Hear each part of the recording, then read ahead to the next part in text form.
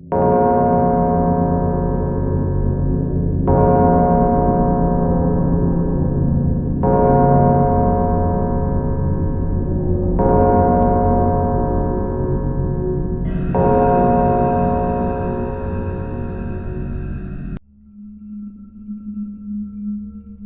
was on a road trip from California to Texas, driving alone.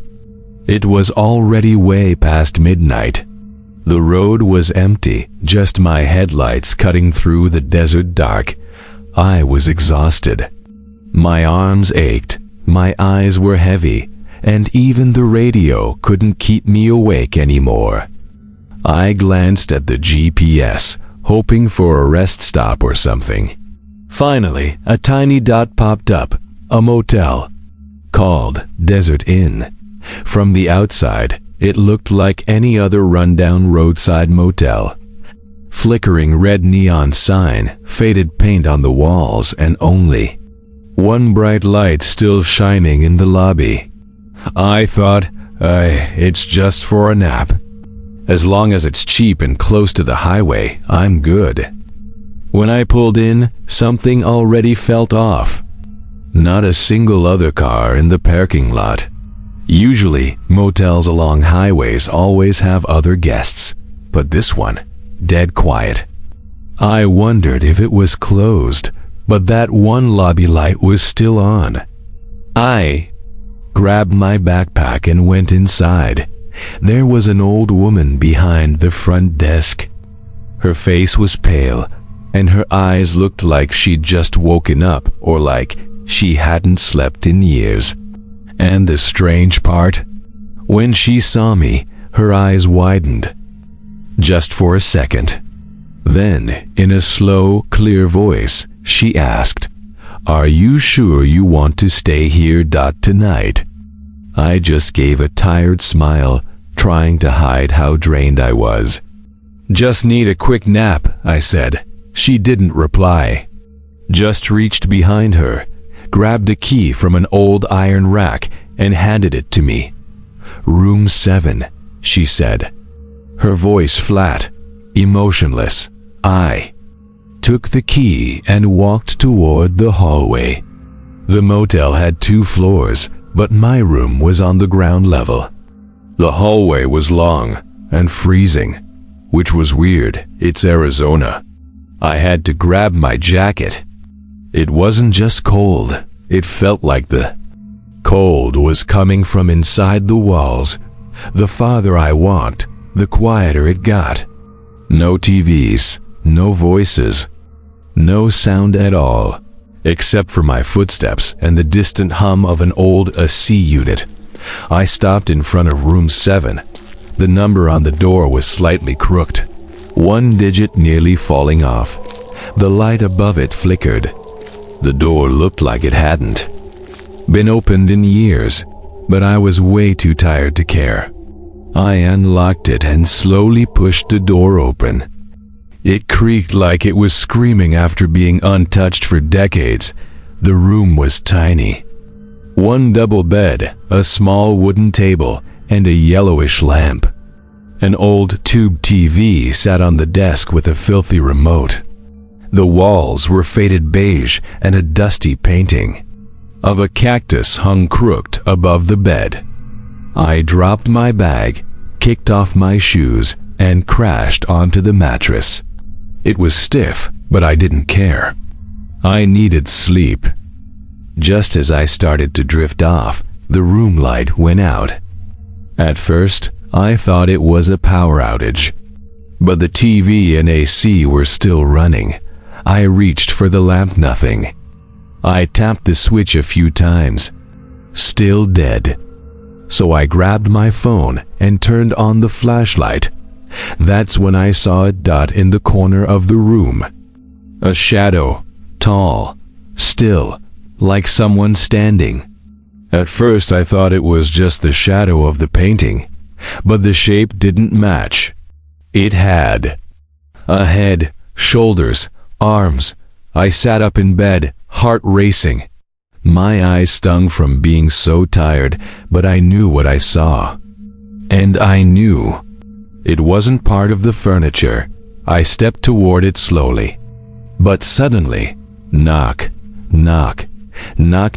Someone was tapping on the wall from the room next door. Soft, but deliberate. I froze, backed away. I ran to the door and double-checked the lock. Then, the knocking moved, this time from the window. I didn't dare pull back the curtain. But the tapping kept going. Knock, knock, knock. I crawled back into bed and pulled the blanket over my head like a scared kid.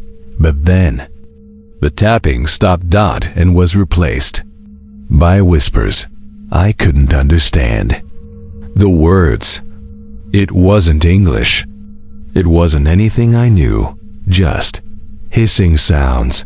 Soft, constant, like dozens of voices whispering through broken teeth. I turned my flashlight back on and aimed it at the corner. The shadow was gone, but on the window now, there was a handprint. I don't know if it was from inside or outside, but it was big. 5 long fingers, clear as day. There was no sleep that night. Every 5 minutes, I'd flick the flashlight on again, just to make sure nothing moved. Around 3 a.m., I decided I couldn't take it anymore. I was getting out, but when I opened the door, the hallway was pitch black. Every light gone, the exit signs, the ceiling lights all dead. But way down at the far end, I saw her, the old woman, just standing there. At the very end of the hallway, staring, I called out, "Ma'am." The lights are out, but she didn't move. She didn't say a word. I started walking toward her, slowly, flashlight in front of me, but the closer I got, the more she faded. Like fog, until she just disappeared. I sprinted toward the lobby, and when I got there, the desk was empty. Lights were on, but no one was there. Not her, not anyone. I yanked the front door open. Thank God it wasn't locked, and ran to my car. Started the engine and sped away without looking back. To this day, I don't know what happened that night.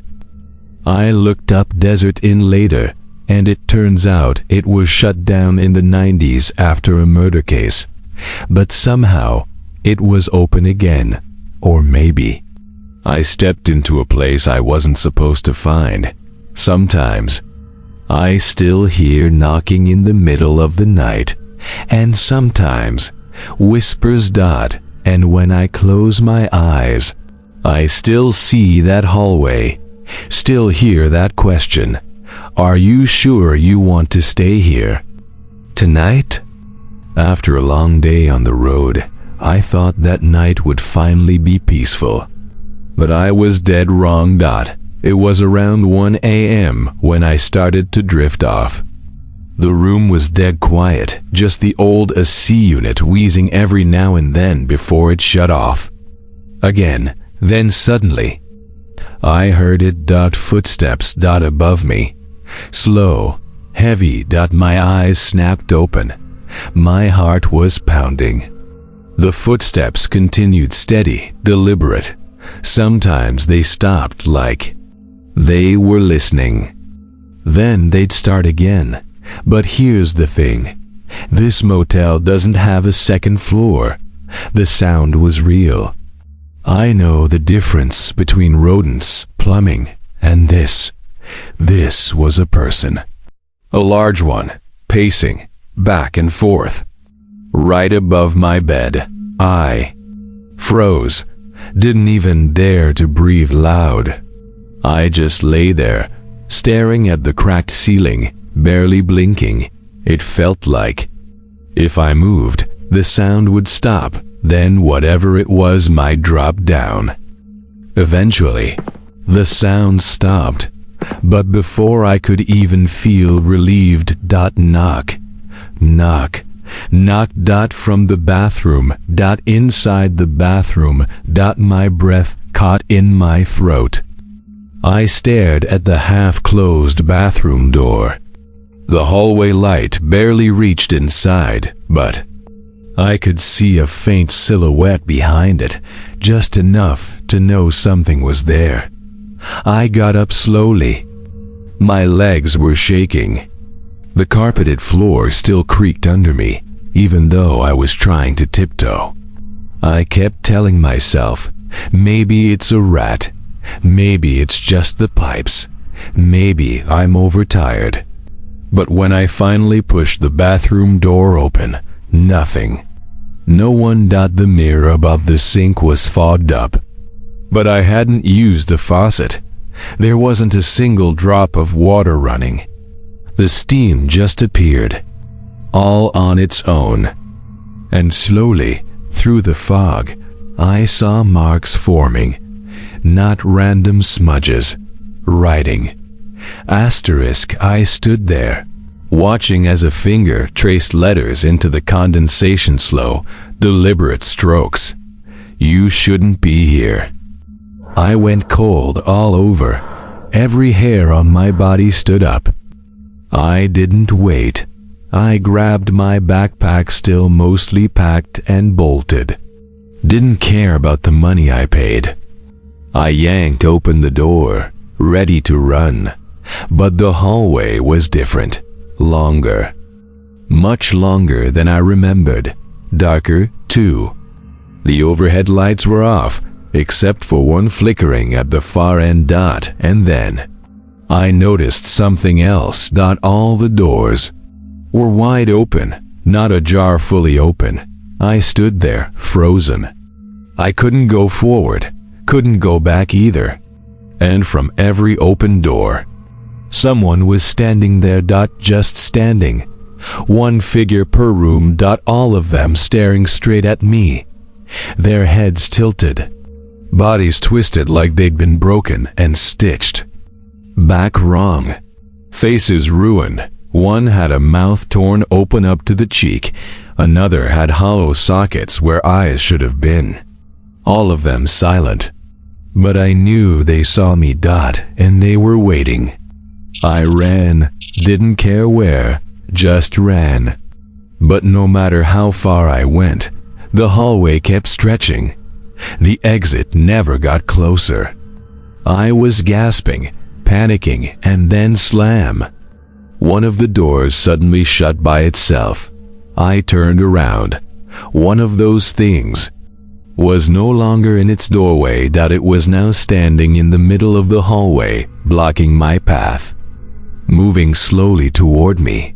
Its body jerked like it wasn't used to moving anymore.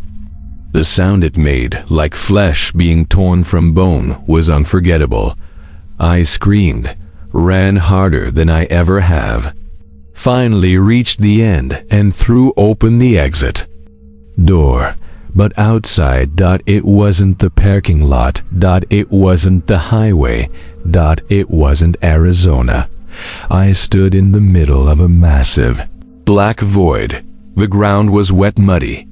The sky was pitch black, starless, silent. I turned back.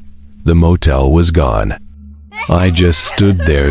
Dry mouth, shaking hands. I pulled out my phone. No signal. The screen lit up, then died. I caught my reflection on the blank screen. And behind me, there was a shadow. Still. Getting closer. I ran again. But there was nowhere to go. Just endless dark.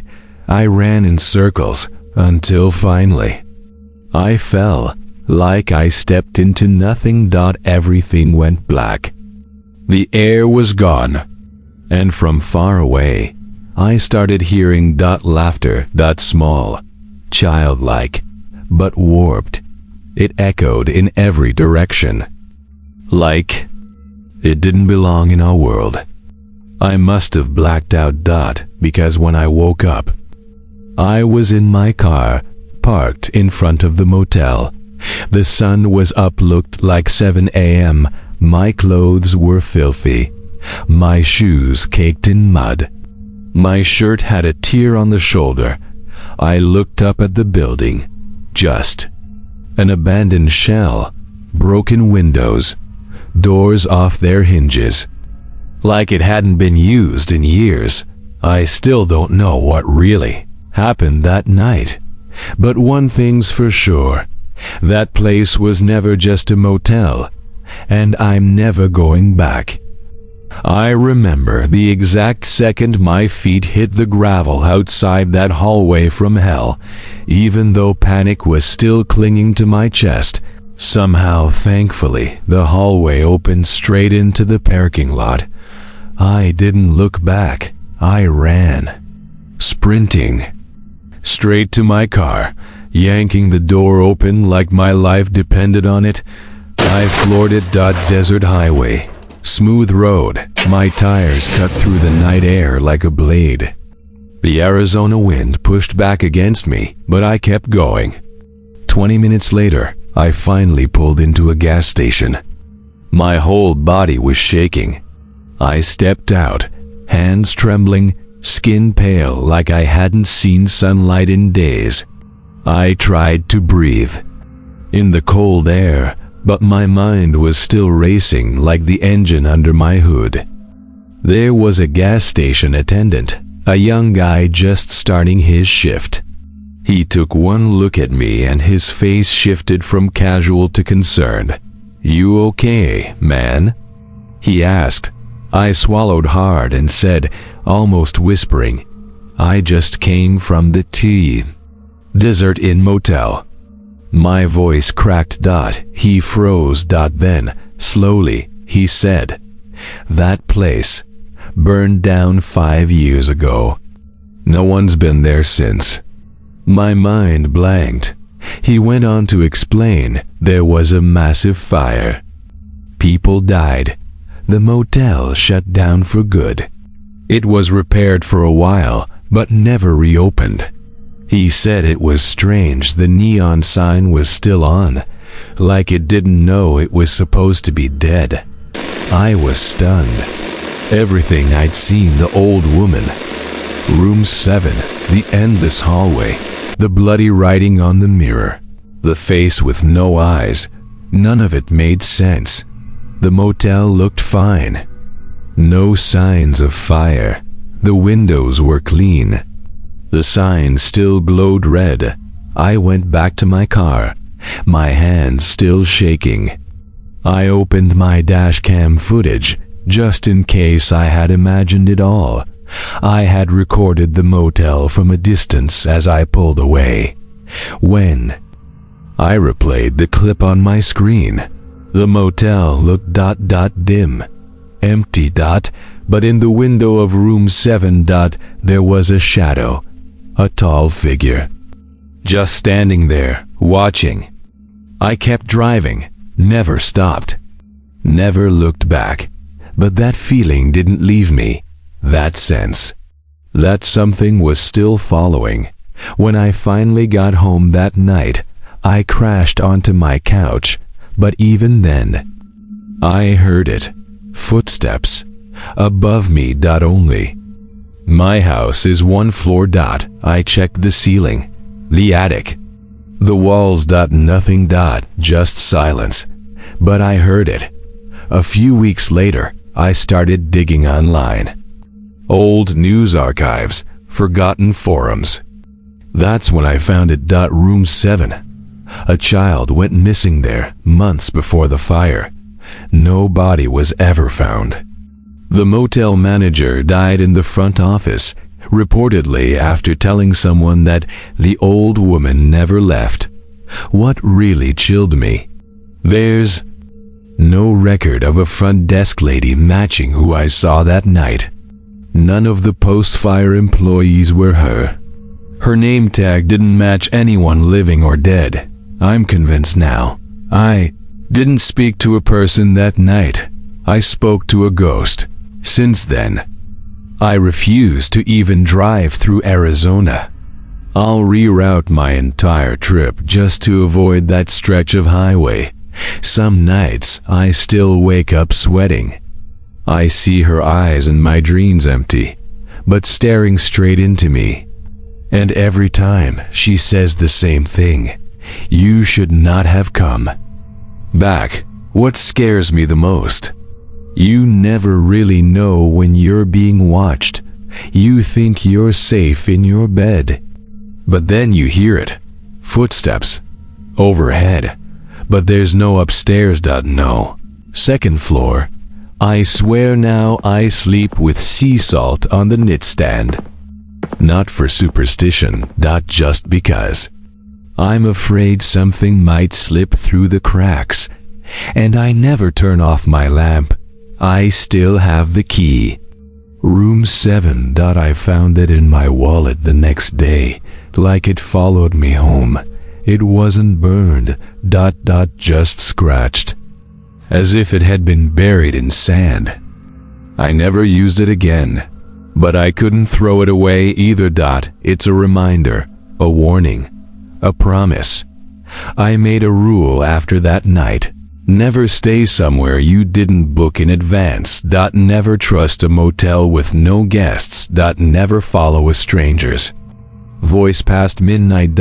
And whatever you do, never look in a mirror after dark. So if you're ever on a lonely road in Arizona. And you see a flickering red sign that reads Desert Inn, don't stop. Don't check in. And for the love of everything, don't go near room 7, because that place isn't just haunted. That place isn't fully here. And me? I wish I'd kept driving that night.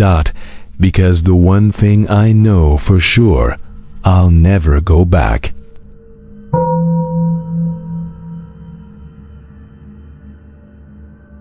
You've just listened to a story that blurs the line between reality and something else. If you enjoyed this experience, don't forget to like, subscribe, and turn on the notification bell so you never miss the next chilling tale.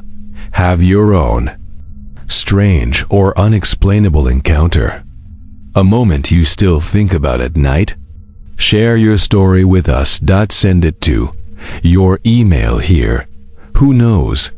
Your story might be the next one we uncover.